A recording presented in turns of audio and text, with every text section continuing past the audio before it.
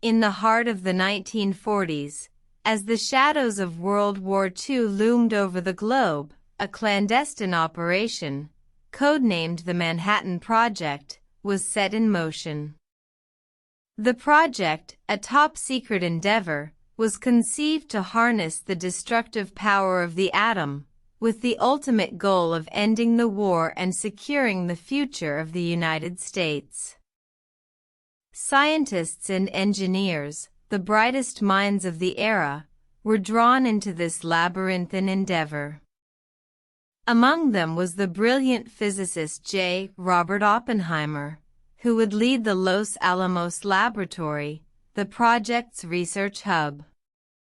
The team faced a monumental task, developing an atomic bomb, a weapon of unparalleled power. The pressure was immense.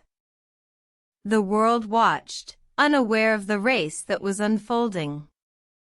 The Allies, particularly the United States and the United Kingdom, were locked in a deadly game of cat and mouse with Nazi Germany, who were also conducting their own, albeit less advanced, nuclear research. The scientists labored tirelessly, day and night, in the secluded desert of New Mexico. They raced against time, driven by the knowledge that the war's outcome could well hinge on their success. The atmosphere was electric, filled with a mix of fear, hope, and determination. Amidst the chaos, Oppenheimer and his team made a breakthrough. They successfully created a chain reaction, the first controlled nuclear explosion. The Trinity test, as it came to be known, marked a new era in human history. The power unleashed was beyond anything they had ever imagined. But the victory was bittersweet. The success of the Trinity test meant that the world now held the key to the most destructive force ever known. The stark reality of their creation weighed heavily on the scientists.